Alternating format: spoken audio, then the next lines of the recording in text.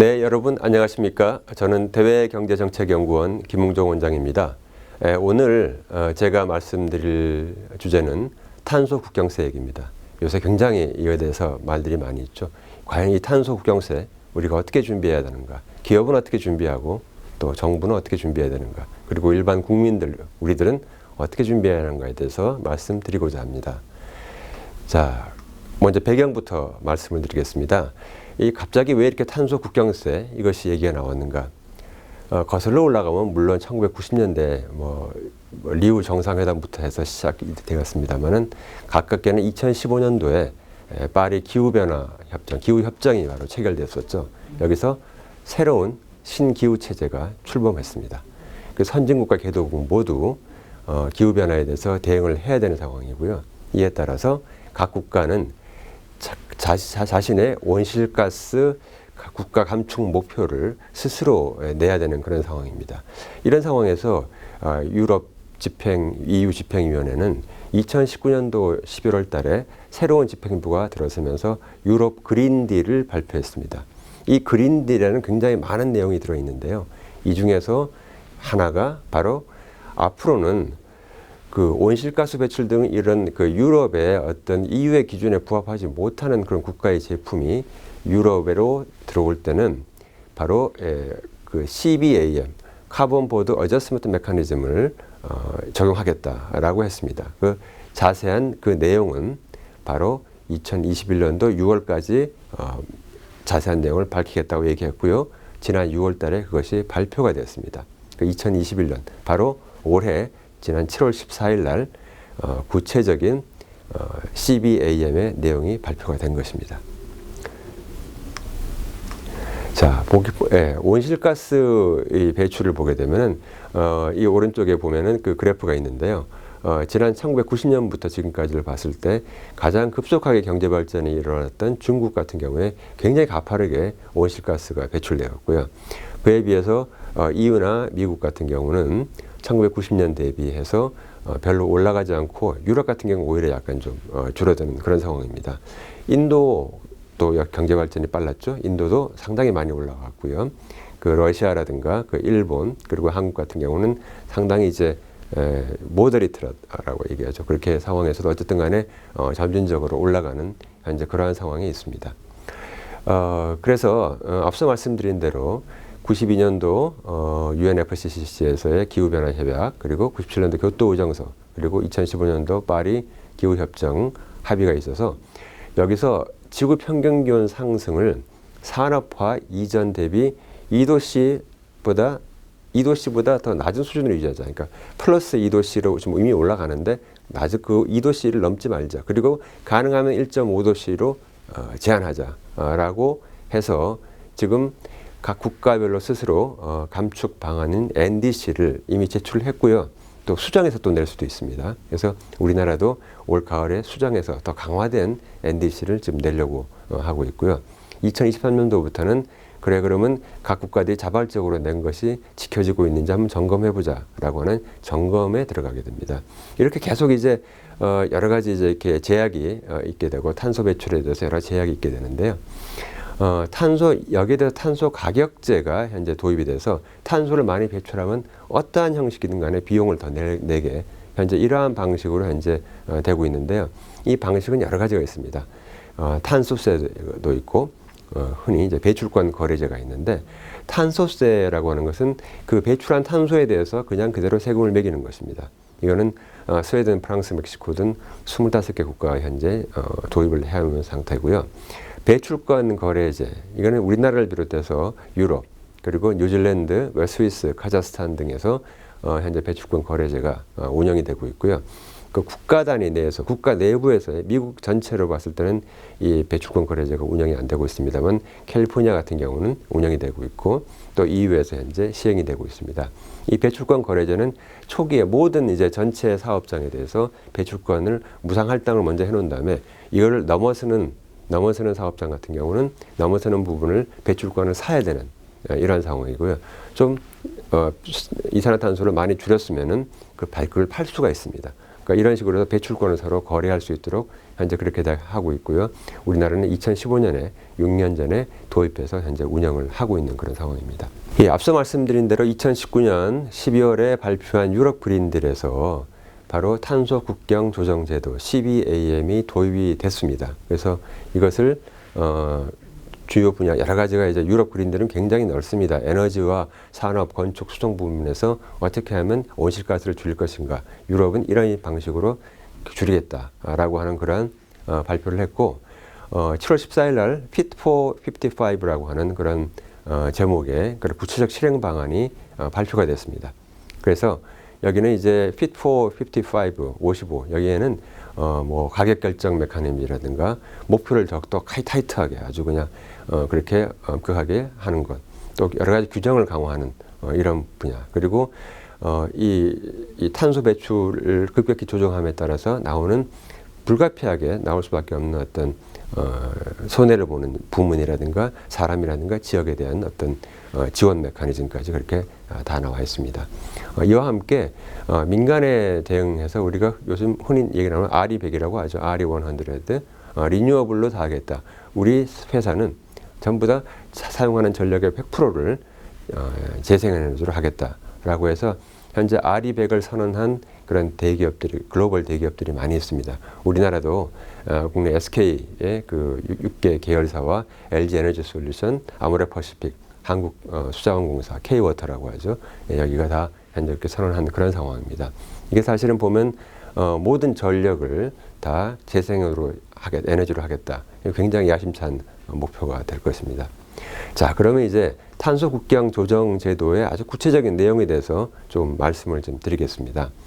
이 제도의 목적은 이 탄소 누출 위험에 놓여 있는 EU의 그 역내 산업을 보호하고 역내의 기업 간 경쟁 조건을 공평하게 하자는 겁니다. 뭐 이런 겁니다. 예를 들어서 철강을 만들어내는데 여배 국가에서는 탄소를 많이 배출해가지고 철강을 만들어내고 EU 국가들은 철강 회사들은 엄격한 기준 때문에 굉장히 탄소를 적게 배출하고 철강을 만들어내게 되면은 이게 생산비가 더 비싸거든요. 유럽 내에서가. 그러면 싸게 이산화탄소를 많이 배출한 그런 밖에 있는 나라에서 유럽으로 철강이 수출되었을 때 이렇게 되면 이거는 공정한 경쟁이 아니라는 것이죠.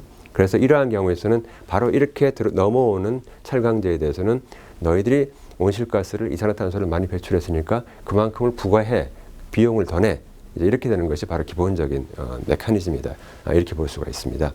자, 그래서 그 구체적인 방법은 뭐냐면은 아까 그와 같이 탄소를 많이 배출한 철강제가 EU 역내로 들어오게 될 때는 바로 그 담당자 수입업자가요 CBAM 인증서를 구매하게 돼 있습니다. 인증서를 구매한다.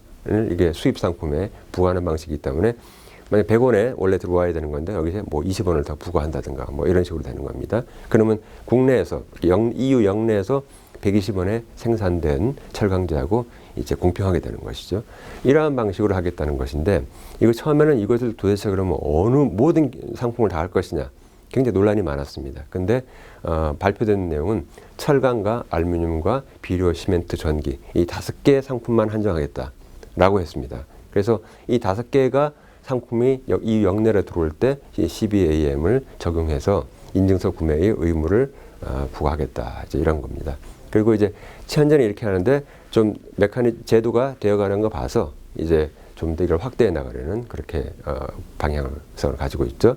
그 적용 대상국가는 모든 EU 밖에 있는 국가입니다. 그러나 EU 내에서 EU ETS에 들어가 있는 그 비-EU 국가가 있습니다. 예를 들어 뭐 스위스라든가 아이슬란드라든가 리텐슈타인 이런 나라들은 이제 그 적용이 안 되는 것이죠.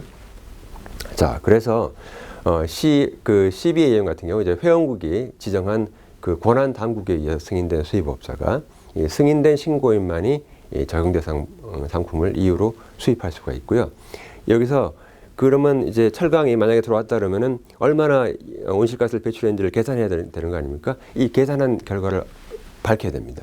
이걸 갖다 이제 내재된 배출량이라고 하는데 이 내재된 배출량이 실제 배출량에 기초해서 결정이 되는데 만약에 이것이 제대로 발표가 납득이 안 되면은 그냥 기본값을 그냥 때려버리겠다는 겁니다. 이 기본값은 근데 굉장히 높아요.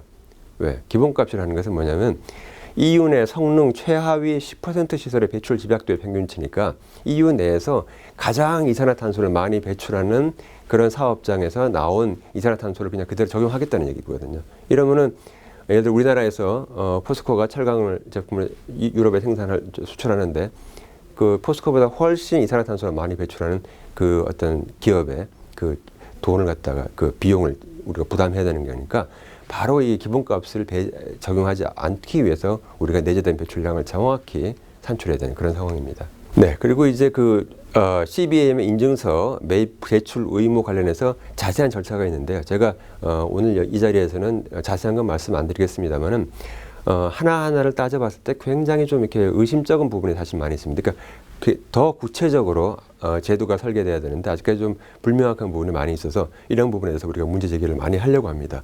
예를 들어서 이제 처음에 수출하는 업자는 무조건 그 내재된 배출량에 나오는 거에 한 80%에 해당하는 CBAM 인증서를 무조건 구매를 해야 됩니다. 먼저 구매를 하고 나서 그 다음에 나중에 정산하자는 것이거든요. 그러면 결국 먼저 돈을 내고 나서 나중에 정산해보자 뭐 이런 것이기 때문에 그래서 이것은 사실상 이거는 조세의 성격이 있는 게 아니라 이건 비용을 갖다 더 추가적으로 부담하는 거니까 이거는 배출권 거래자와 좀 다른 것이다 뭐 이렇게 볼 수도 있고 그래서 여러 가지 많은 법적인 그런 문제가 현재 사실은 있습니다. 그 다음에 이제 예를 들어서 그걸 검증하는 기관은 또 어디 있느냐 EU만 있느냐 EU 밖에도 검증하는 기관이 있어야 되지 않느냐 뭐 이런 것도 있고요. 그래서 매년 5월 31일까지 수입 상품의 내재 배출량에 상응하는 그 CBAM 인증서를 제출을 해야 됩니다. 제출하지 않는 경우에 거의 과태료에 해당하는 그런 아주 높은 비용을 부과할 수밖에 없다. 이제 이렇게 되고 있습니다. 그러면 이제 그럼 여기서 지금 앞서도 말씀드렸다시피 이게 아직은 명확하지는 않은데 몇 가지 중요한 쟁점이 있습니다. 앞으로 우리가 계속 이 부분을 파고 들어가 나가야 될 것인데 인증서의 법적 성격이 아까 제가 얼핏 말씀드렸습니다. 이 인증서 구매라는 것이 이게 과연 조세로서에 해당되는 거냐. 이게 조세의 성격이 있다면 이건 굉장히 EU한테 불리한 겁니다. 이거는 EU식에서는 조세가 아니다. 이거는 ETS 배출권, 우리 EU 영내에서 하고 있는 배출권 거래자하고 똑같은 거다라고 주장을 하고 있습니다. 똑같은 거면 어떻게 됐습니까? 영내 여기가 차별이 없는 거니까 EU 말이 맞는 건데 EU 여기에서 봤을 때는 이거 아닌 것 같다. 이건 조세 같은 거다. 이거는 비용을 갖다 그냥 먼저 부과를 시켜놓고 나서 나중에 이제 정산을 하자. 뭐 이렇게 얘기를 하고 있거든요. 이렇게 하고 있으니까 이거는 사실상 조세 같은 성격을 갖고 있는 것이다. 이거는 이렇게 되면 이거는 여외 국가를 차별하는 것이 이렇게 얘기되고 있고요. 그 다음에 또 한 가지는 또 WTO 협정 위반입니다. WTO에서 이제 가장 중요한 원칙은 최애국 대우.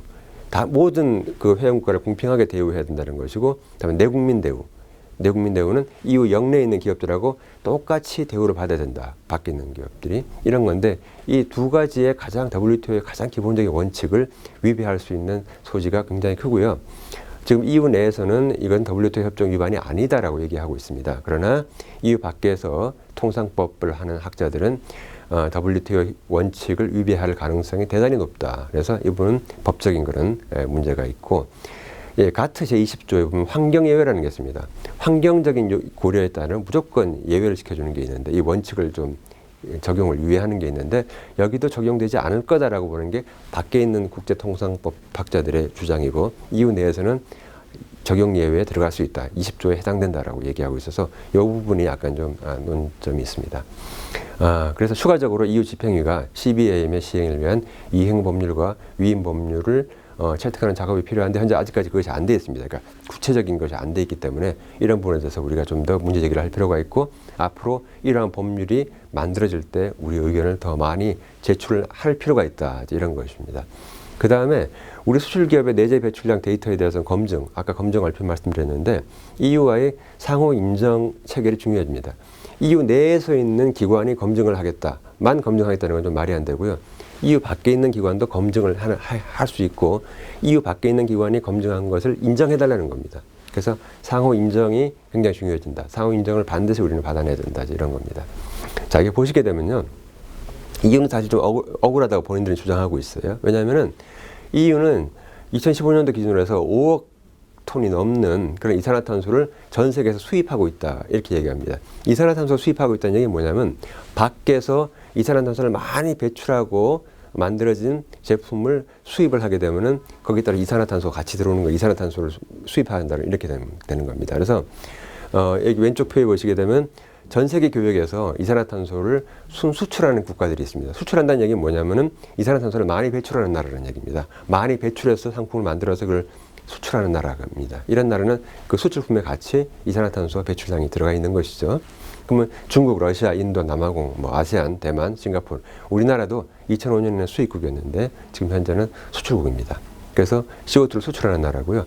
EU만 기준으로 봤을 때는 EU가 우리나라 같은 경우 보시게 되면은 EU가 수출은 한국에 대해서 19.69 물론 100만 톤 단위입니다만 만큼 수출하지만 자기들이 한국에 대해서 수입을 29.46을 한다 이렇게 하고 있으니까 자기들은 한국과의 거래에서도 한국이 우리한테 이산화탄소를 더 많이 배출하는 상품을 수출하고 있다라고 주장을 하고 있습니다.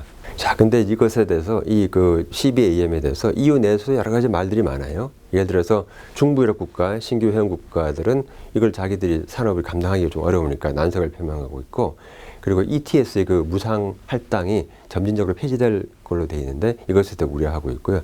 미국은 기본적으로는 동의를 하지만은 이게 보니까 미국 기업이 유럽에 부당한 차별을 받을 수 있다라고 해서 그런 경우는 우리가 보복하겠다라고 얘기하고 있고요.